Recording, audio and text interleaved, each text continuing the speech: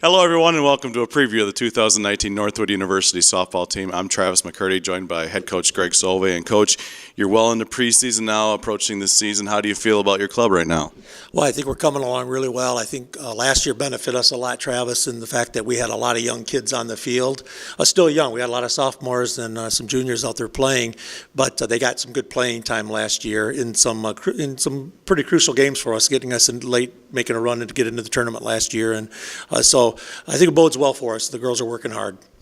Yeah, you look around your positions, and like you mentioned, there's a lot of freshmen got key time for you, and now they're sophomores. How has that growth of that freshman class been from year one to year two?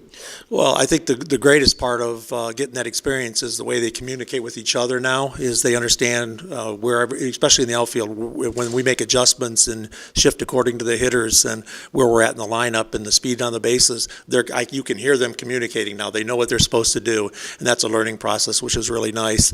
But the confidence level now, too, for them is that, hey, we've done this. We know what the conference is all about.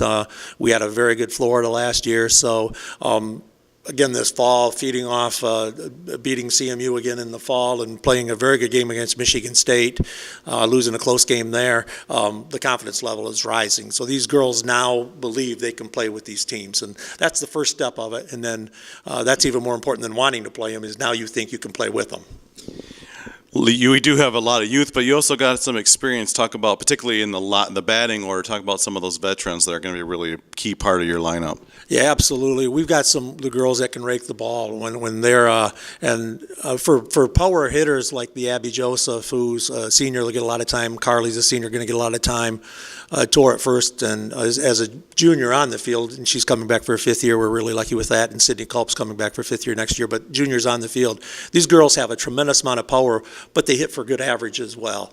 They have a good two-strike approach. So the speed in front of them, these girls should be able to put some runs up on the board. Hopefully that works out. But those girls are tremendous leaders. They've helped us change this program, and they buy into it, and they're hungry to prove themselves. And and it's a big step for us to get in the tournament, like we mentioned earlier, but we want to make a little bit more noise now.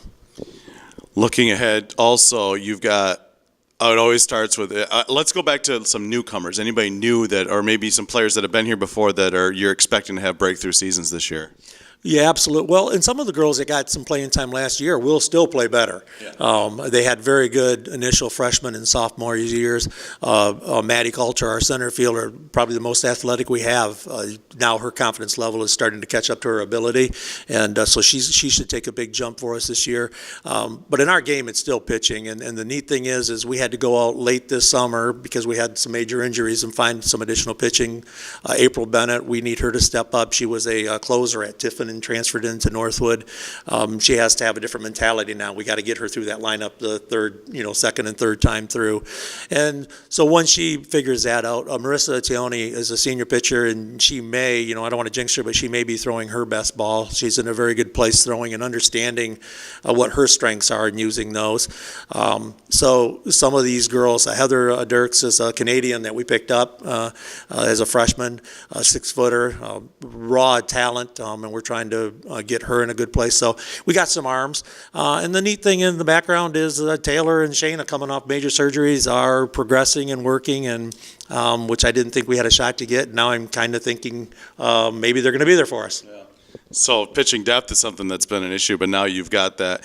Looking forward to the season, what are the real keys? Or is there anything like particular you want this team to improve on from last season? Well, I think the mental part of the game. Last year, we had such a great Florida trip, knocked off a couple of top 20 teams, and I think it might have been the best record North has ever had down there. And to build off that, we come back and we lost both pitchers right away, both our number one pitchers right away in our conference, and we just hit a low where all of a sudden we couldn't score. We lost 8 in a row, and I think 6 of them we were shut out, if I remember. That mental strength, the team growing from that and pulling together, and that's on the players. We have to coach them, but the players have to not have that give up attitude, and they've got that. So now those bumps shouldn't be quite so high for us to get over.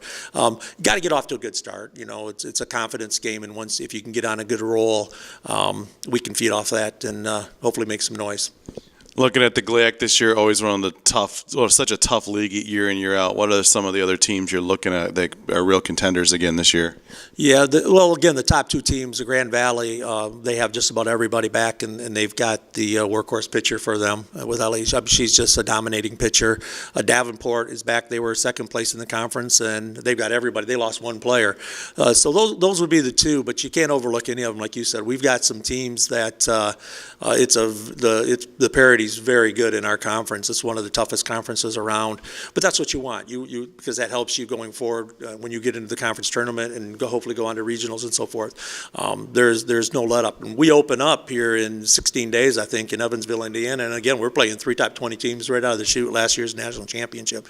So we've got a tough schedule, but that will only make us better in the long run. Well, Coach, really looking forward to it. Somehow it's not that far away, coming up soon. So good luck, and thanks for joining us. I appreciate it, Travis. Thanks so much.